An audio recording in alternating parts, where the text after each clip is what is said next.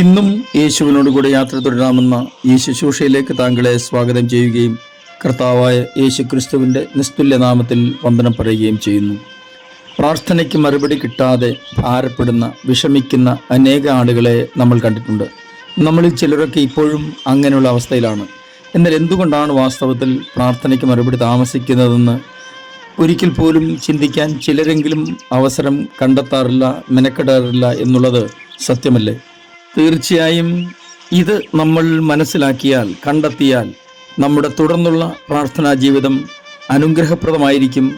അധികം ഭാരമില്ലാതെ, സമയം നഷ്ടപ്പെടുത്താതെ തന്നെ വേഗത്തിൽ നമുക്ക് ദൈവത്തിൽ നിന്ന് മറുപടി ലഭിക്കുകയും ചെയ്യും. അത് എന്താണെന്ന് നോക്കാം. അതിനായി നെഹമ്യാവിൻ്റെ പുസ്തകം 1-ാം അധ്യായം 4-ാം വാക്യം വായിക്കട്ടെ.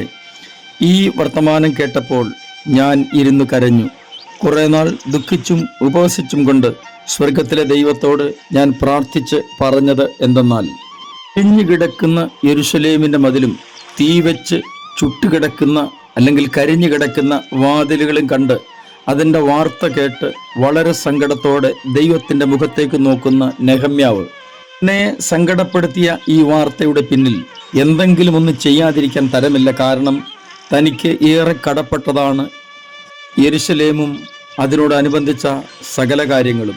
പ്രാർത്ഥിച്ച് പറഞ്ഞത് എന്തെന്നാൽ എന്നുവരെയാണല്ലോ നമ്മൾ വായിച്ചു നിർത്തിയത്.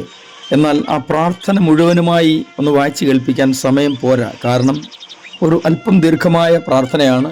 എന്നാൽ അവശ്യം നമ്മൾ അറിഞ്ഞിരിക്കേണ്ട സകല കാര്യങ്ങളും ആ പ്രാർത്ഥനയിലുണ്ട്.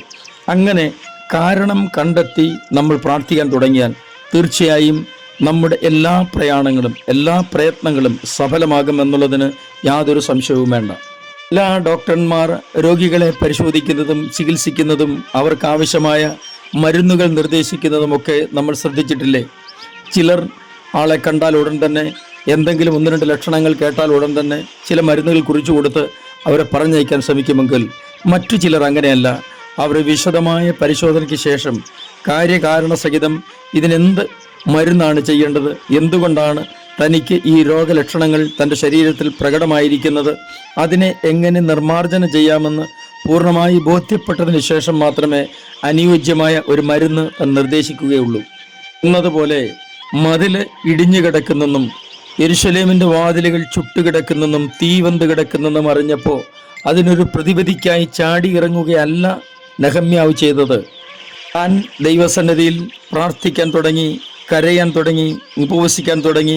കാരണം കണ്ടെത്തിയപ്പോൾ തനിക്ക് ബോധ്യപ്പെട്ടു, ഞങ്ങളുടെ പാപമാണ് ഇതിൻ്റെ ഒക്കെ കാരണമെന്ന്.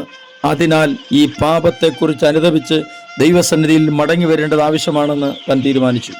രാജാവിൻ്റെ പാനപാത്രവാഹകനായ തനിക്ക് ഇത്രത്തോളമൊന്നും ഒരു റിസ്ക് എടുക്കേണ്ടതായ കാര്യമില്ല. കാരണം താൻ സുഖലോലുപതയിലാണ്, സേഫ് സോണിലാണ്, തനിക്ക് കുഴപ്പമൊന്നുമില്ല എന്ന് നല്ല ബോധ്യം തനിക്കുണ്ട്.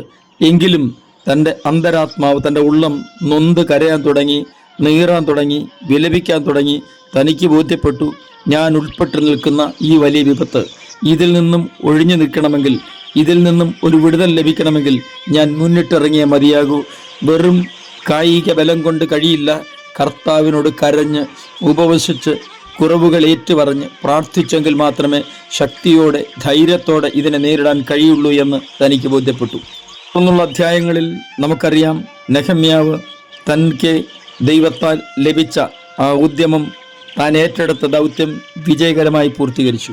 നമ്മുടെയും പ്രാർത്ഥന വെറും വാക്കുകളായി മാത്രം തീർക്കാതെ, ചുരുക്കാതെ, കാരണങ്ങൾ കണ്ടെത്തി ദൈവസന്നിധിയിൽ അവനവനെ താഴ്ത്തിയേൽപ്പിച്ച് നമ്മളെ കർത്താവിന് വിട്ടുകൊടുത്ത് പ്രവർത്തിക്കാൻ തയ്യാറാകുമെങ്കിൽ കാര്യങ്ങളെല്ലാം ദൈവം സാധ്യമാക്കും. ഞാൻ നിങ്ങൾക്കൊണ്ട് പ്രാർത്ഥിക്കുന്നു.